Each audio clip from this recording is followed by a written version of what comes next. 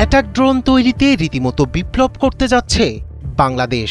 আর বিদেশ থেকে ড্রোন ক্রয় নয়, তুরস্কের বায়রাক্তারের মতো দেশেই তৈরি হবে ড্রোন। এ কাজে বাংলাদেশকে সহযোগিতার হাত বাড়িয়ে দিচ্ছে চীন।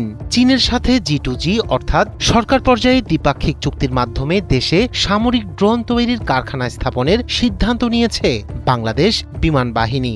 এই উদ্যোগ শুধু প্রযুক্তি আমদানির মধ্যে সীমাবদ্ধ নয়, এর সঙ্গে যুক্ত হচ্ছে প্রযুক্তি হস্তান্তরের সুযোগও। প্রতিরক্ষা বিশ্লেষকদের মতে বর্তমান বৈশ্বিক বাস্তবতায় বাংলাদেশকে আকাশ প্রতিরক্ষায় আরও আত্মনির্ভর ও কৌশলগতভাবে শক্তিশালী করবে এই প্রকল্প।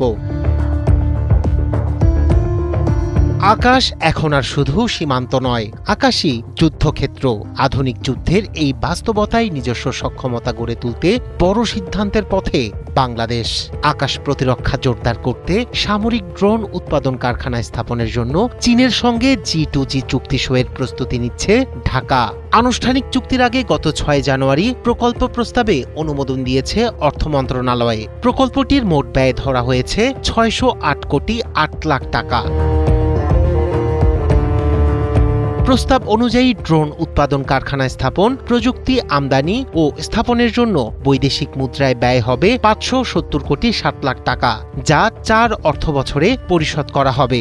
বাকি 37 কোটির বেশি টাকা এলসি খোলার চার্জ, ভ্যাট ও অন্যান্য খাতে দেশীয় মুদ্রায় পরিশোধ করা হবে। এই প্রকল্প বাস্তবায়ন করবে বাংলাদেশ বিমান বাহিনী। প্রযুক্তি সরবরাহ করবে চীনের রাষ্ট্রায়ত্ত প্রতিরক্ষা ইলেকট্রনিক্স প্রতিষ্ঠান China electronics technology group corporation বা CETC ইন্টারন্যাশনাল।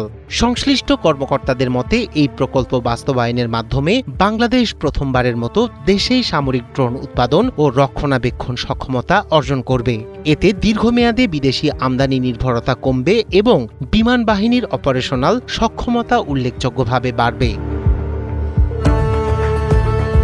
এই প্রকল্পের জন্য বিমান বাহিনীকে বাড়তি বাজেট বরাদ্দ নিতে হবে না। প্রতি বছর অন্যান্য যন্ত্রপাতি ও সরঞ্জামাদি খাতে বরাদ্দ অর্থ থেকেই ব্যয় নির্বাহ করা হবে।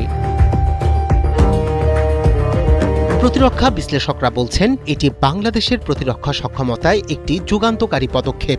বিশেষ করে CETCর মতো একটি প্রতিষ্ঠানের সঙ্গে প্রযুক্তি হস্তান্তর চুক্তি বাংলাদেশকে শুধু ব্যবহারকারী নয়, ভবিষ্যতে প্রযুক্তি দক্ষ উৎপাদনকারী রাষ্ট্র হিসেবে গড়ে তুলতে সহায়ক হবে। পাশাপাশি এর মাধ্যমে আকাশে নিজেদের অবস্থান শক্ত করতে এগিয়ে যাচ্ছে বাংলাদেশ। রায়হান কবির শুভ্র, ৭১।